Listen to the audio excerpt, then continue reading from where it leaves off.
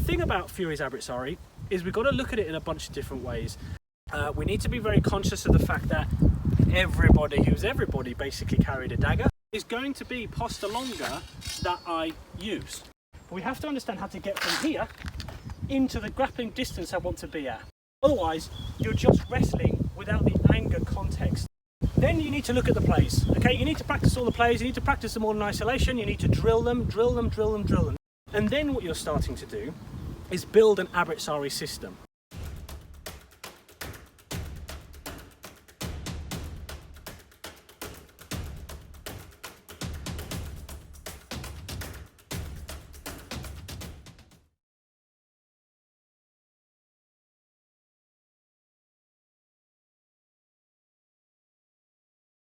So there was an interesting question put up the other day on one of the Facebook groups around Abrazare and Fiores Abrazare.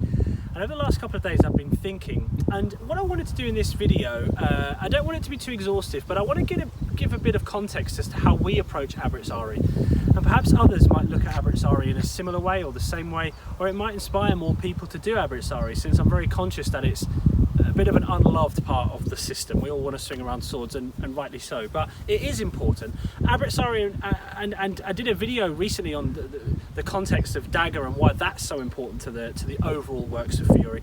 And to be honest, it's very, very similar with Abrazare. It all starts with the Abrazare, it bleeds into the dagger. The dagger is really the bulk of the system, the bulk of the principles, and then the rest of it is just nice icing on the cake. But Abrazare is really, really important.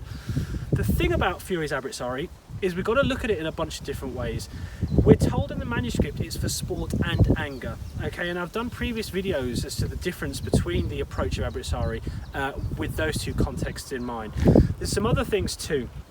We need to be very conscious of the fact that everybody who's everybody basically carried a dagger in that period, okay? It might not have been a rondelle, but it might have been something, you know, stabby. It was kind of common. So I'm going to chuck this in my right, I'm going to say belt, okay? Because we need to think about this when we look at, for example, the posta. Now, in the description underneath, I've put a video about the posta, okay? About the 4 unarmed posta we see. And we'll talk about them briefly, but there's more detail in that video. Striking, I can use dented cingale to make a cover. There's a strike, there's a hold.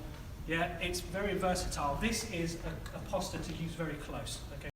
Okay, but one thing we need to be very conscious of is with our Abrazare, and really it's Abrazare and dagger, they kind of have to be thought of as one and the same thing, but we need to be very conscious that on my right hip, or at least about my person, there's going to be, probably on both of us, one of these things, okay? That gives this a slightly different flavour. So when we look at posta longa, for example, we're looking at something that's keeping someone at distance, but we're also looking at the right hand being there to grab something sharp. And he has also potentially got something sharp as well. So this posta, as an example, starts to get a bit more meaning. There's a bit more functionality when you start thinking of things in those terms. In the same way with a weapon. You take mine, I'll take yours. We need to think about our Abrazare from a weapons perspective too. So using the same example as posta longa. If I make a one-handed cover, and I want to come across my opponent to put them to ground, is going to be posta longa that I use, okay? More so, the principle of that unarmed posta longa, the idea of it being a fence, you know, we're probing for holes, it's a push, it's a catch, it's a strike. The idea of that carries on into, for example, the rest of the system, the sword, okay? Because it's exactly the same. If I take up posta longa with a sword, the same principles are there. It's extended, I'm anchored with my weight on the front foot because it's the back foot I'm coming offline with or stepping with, and I'm probing for holes, and I'm being deceitful, and I'm thrusting down things. It's the same principle that carries through. Those are just a couple of examples of why really you can't ignore the Abrazare. Let's just talk about a quick approach to Abrazare, because we're not given a great deal. We're given 16 unarmed techniques. Now the important thing about those techniques are collectively, either in full or in part, so you can carry little principles between the plays, you're looking at actions which deal with a lot of very common unarmed engagements. Okay, so some of those plays will deal with lots of typical types of attack from an unarmed person. even if they have a dagger tucked away somewhere. If they pull out that dagger, it becomes a dagger fight, and that's different. But we're looking at high success rate plays, okay?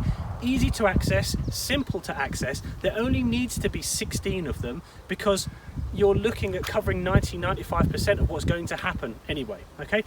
The last thing before we go into a bit of structure is with the Abrazare, it's really super important to understand context, okay? Where Fiore says sport and anger, the techniques are the same. They have to be the same. Otherwise, you're creating a hybrid, okay? And I've said this in previous videos. You're creating a hybrid. The only difference between sport and anger is how hard I'm putting on the play and what intent I have with that play. For example, with the first play, someone shooting for the hip, coming high. Okay, how we got here, we'll talk about in a minute. But this play here, this action, if I'm angry, I'm going to try and break his arm.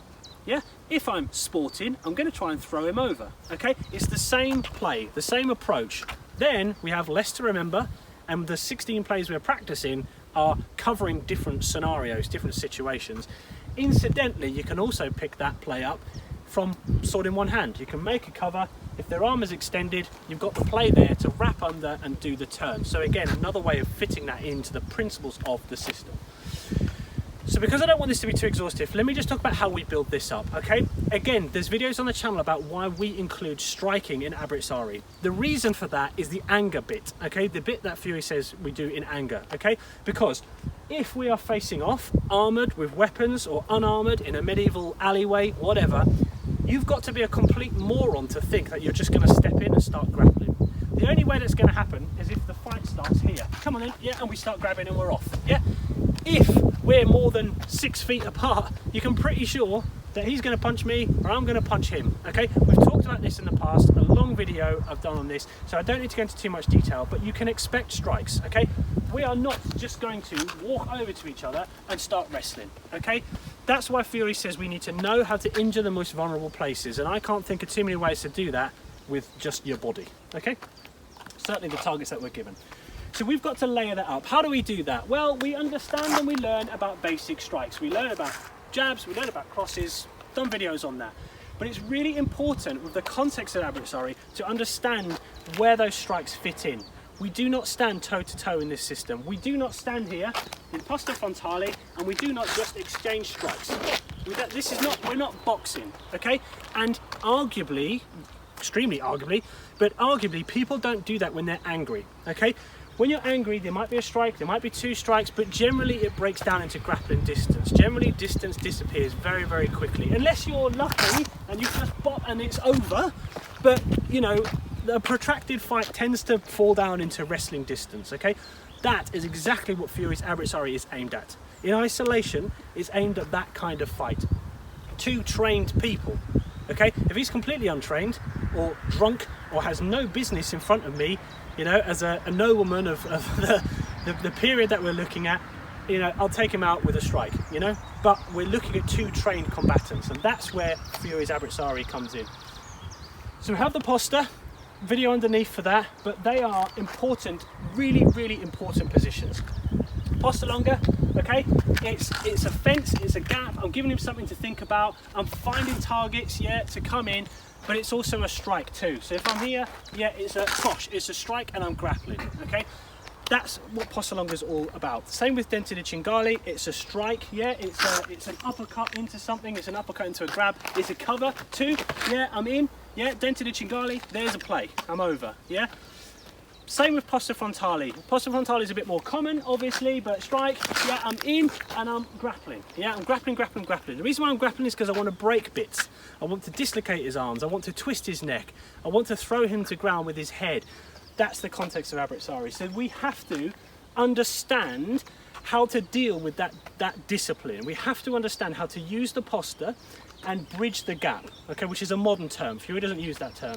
But we have to understand how to get from here into the grappling distance I want to be at, okay? So how we do that is we have a whole bunch of drills and principles, but basically strike comes in, we'll cover and we'll close, yeah? Or we might cover and strike back and close. So strike comes in, I'll cover, I'll hit him to close, okay? The only reason I'm striking is to soften him up on the way in, okay? But a really big challenge with looking at Abrazare is how to get from here to there. Okay, sometimes it can be easy, as I say, you can just rush in, yeah, come on, we're off, yeah, no problem. But that discipline is really key. Otherwise, you're just wrestling without the anger context, okay? You're wrestling from a sporting context, and that's not what Fiore tells us to do. Then you need to look at the plays, okay? You need to practice all the plays, you need to practice them all in isolation, you need to drill them, then they become muscle memory, okay? So they become completely thoughtless, okay? With that drilling, if you introduce random elements and you're looking at practicing all the different plays and at random, what you start to do is connect the dots, okay? Now those dots you connect might be personal dots to you, okay? There'll be certain things you like to do on the end of an arm. There'll be certain things you like to do when you've pushed their head, okay? That has to be personal preference because we all move and operate differently. I'll give you an example. So we might practice in isolation. We might say, well, come and grab me low. Okay, the play I do from here is to come onto the belt and push the head. Easy, easy play. Practice in isolation 10, 50, 100 times, whatever, okay?